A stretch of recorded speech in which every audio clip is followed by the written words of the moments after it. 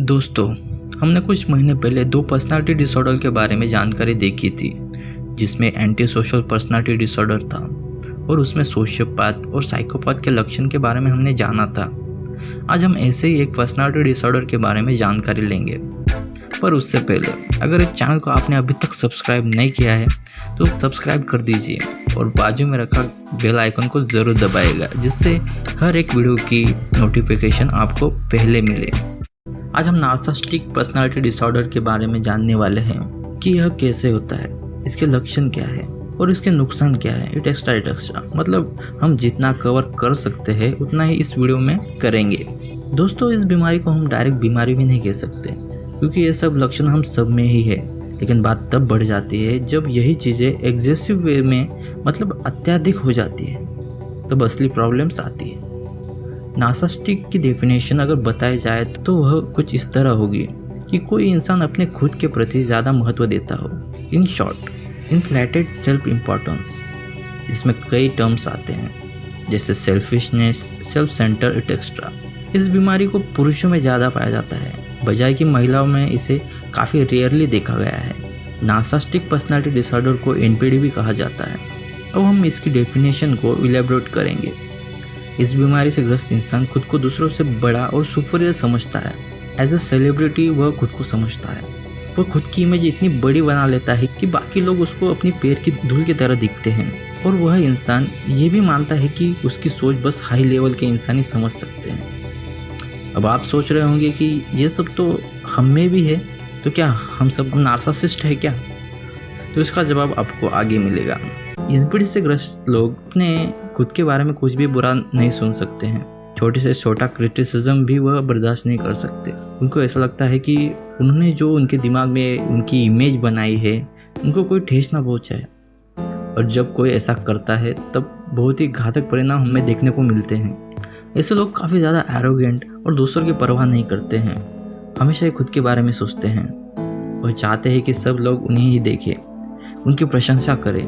वह जताना चाहते हैं कि वह दूसरों से कितने बेहतर हैं, और ये सब चीज़ें वह एक्सेसिव वे में करते हैं। ऐसे लोग खुद का मतलब निकालने के लिए काफ़ी मैनिपुलेटिव होते हैं। ऐसे लोग किसी भी रिश्ते में खुद को सुपीरियर दिखाते हैं, फिर चाहे खुद की फैमिली हो, किसी के साथ दोस्ती यारी हो या प्रेम संबंध हो।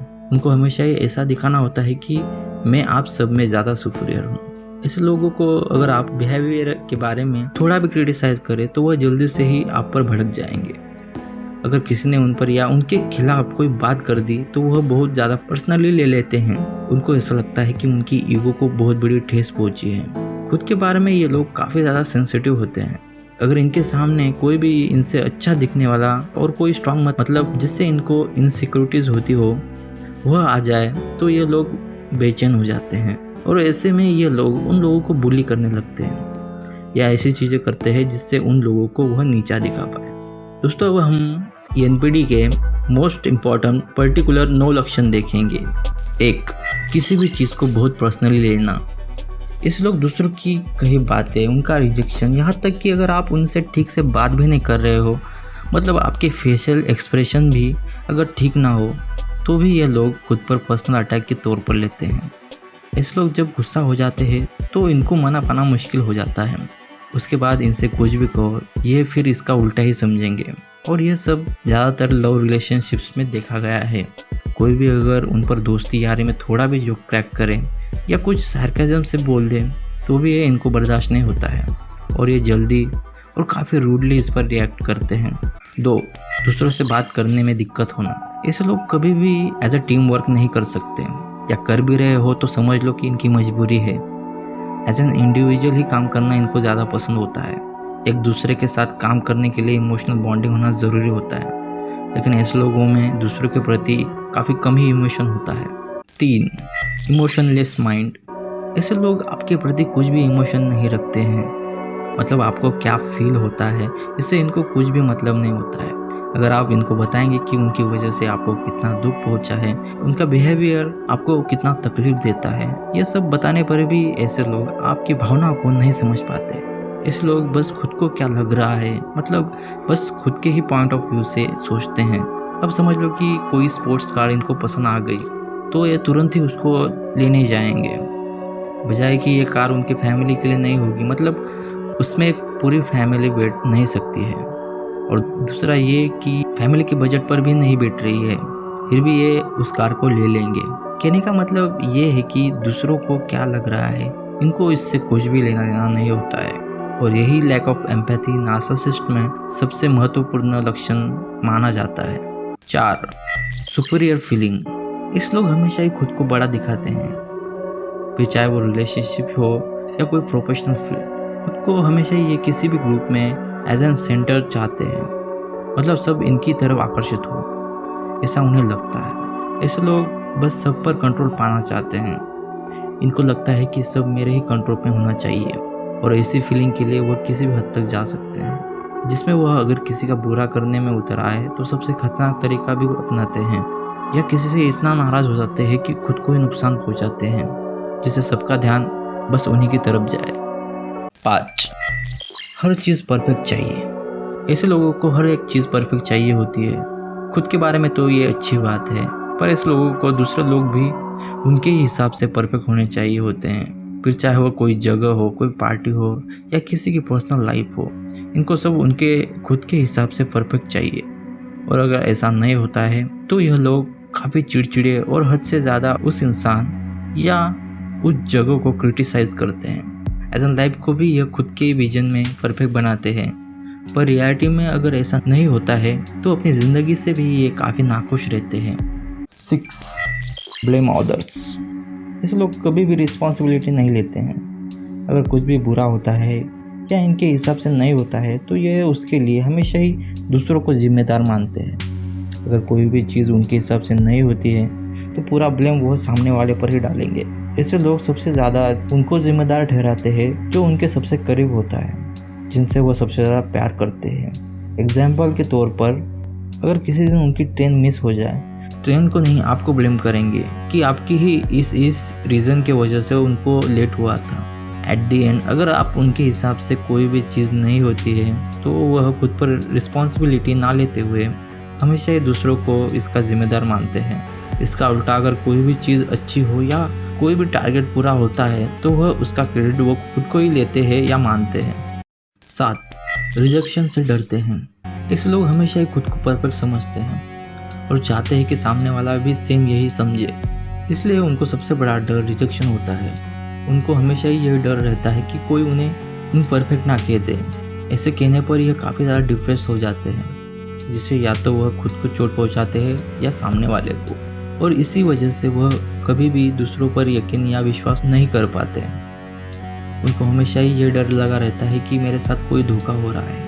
आप जितने ऐसे लोगों के करीब हो, मतलब आप जितने इनसे प्यार करो, उतना ही इनका आप पर ट्रस्ट कम रहेगा।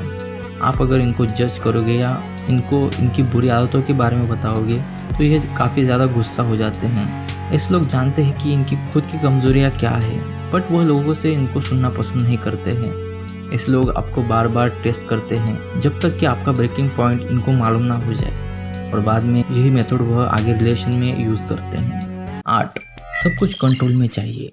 ऐसे लोगों को सब कंट्रोल में चाहिए होता है। ऐसे लोग हर एक इंसान की खुद के दिमाग में एक इमेज बना लेते हैं कि क्या उस इंसान को इनसे बात करनी चाहिए, कैसे इनकी तारीफ करनी चाहिए, इनको कितनी इज्जत देनी चाहिए। और अगर ऐसा नहीं होता है तो ऐसे लोग जल्दी ही अपसेट या गुस्सा हो जाते हैं और ज़्यादा देर तक उस इंसान से बात नहीं कर पाते। 9. खुद की बाउंड्रीज नहीं पता होती। ऐसे लोग हमेशा ही खुद के ही पॉइंट ऑफ व्यू से दुनिया देखते हैं और इनको कुछ भी फर्क नहीं पड़ता कि उनकी वजह से कितनों को दुख पहुंचा है। ऐसे में यह लोग नहीं जानते कि सामने वाले को क्या लगेगा, और इसी वजह से वह हर बार बाउंड्री क्रॉस कर देते हैं। उनका दिमाग किसी छोटे बच्चे की तरह होता है। जैसे छोटे बच्चे को कैसे लगता है कि जो वो देख रहा है वह चीज़ सिर्फ उनकी ही है, बिल्कुल वैसे ही इन लोगों को ऐसे लगता है कि हर वो चीज़ जो इनको पसंद है वो उनकी ही है। अगर कोई इनको ना कह दे तो इन्हें बर्दाश्त नहीं होता है। इनको ऐसा लगता है कि किसी ने इनकी बहुत बड़ी इंसल्ट कर दी हो। अगर कोई चीज़ इन्हें आपसे चाहिए हो तो वह ये साम दाम दंड भेंट इन सब का उपयोग करेंगे और वह चीज़ आपसे ले लेंगे। अब आप लोग कह रहे होंगे कि ये सब तो हम सब में हैं, तो मैं ये कहना चाहूँगा कि हाँ, ये सब में होता है। पर जैसे मैंने पहले कहा था कि इसका एग्जेसिव पॉइंट हायर लेवल में जाने के बाद एक नार्सिसिस्ट बनता है। बट नार्सिसिज्म के कुछ लक्षण आपको सक्सेस की ओर भी बढ़ाते हैं, जैसे ये लोग काफ़ी एम्बिशियस, करिस्मेटिक और कई फील्ड में लीडर्स बनते हैं। ऐसे लोग खुद को मोटिवेट करना जानते हैं। खुद को मोटिवेट करने के लिए किसी दूसरे की ज़रूरत इन्हें नहीं होती है और साथ में ये दूसरों को भी मोटिवेट करना जानती है। बाकी हेल्थी लाइफस्टाइल की तरह देखा जाए तो ये नार्सिसिज्म और डिसऑर्डर की तरह इतना भयानक नहीं है, लेकिन बात तब बिगड़ जाती है जब ये चीज़ें कुछ ज़्यादा एक्सट्रीम लेवल पर ले जाती हैं और ये कोई रोग या बीमारी भी नहीं है जिससे इसका इलाज करा जा सके। अगर किसी पर्सन में यही चीज़ें बहुत ज़्यादा हो गई है तो उम्र भर भी इसको ठीक नहीं किया जा सकता। हाँ, बस अगर ऐसे नार्सिसिस्ट लोगों से आपका पाला पड़ा हो तो हल्के से ही इस रिश्ते से या उस पर्सन से आपको दूरी बना लेना ही ठीक रहता है। 2017 में कनाडा में एक घटना हुई थी जिसमें एक 23 साल के लड़के ने उसकी गर्लफ्रेंड को बस इसलिए मार दिया था क्योंकि वह उससे ब्रेकअप करना चाहती थी। और सबसे भयानक बात तो ये थी कि इस लड़के ने उस लड़की के पूरे परिवार को, मतलब माता पिता और छोटे भाई तक को भी मार दिया था। और ये बंदा भी एक नार्सिसिस्ट था। ऐसे कई सारे केसेस आपको गूगल पर सर्च करेंगे तो मिल जाएंगे। तो दोस्तों, अगर आपका भी ऐसे लोगों से पाला पड़ा है तो आप उनसे दूरी बनाइए, क्योंकि ऐसे लोग बहुत कम ही सुधरते हैं। और अगर आप में भी इनमें से कोई चीज़ ज़्यादा है तो उसे कम कर दीजिए। बाकी यार, वीडियो अगर अच्छा लगा हो तो लाइक, कमेंट और इस चैनल को सब्सक्राइब करना मत भूलिएगा। मैं आपसे मिलूँगा अगली बार अगले नए किसी वीडियो के साथ। तब तक के लिए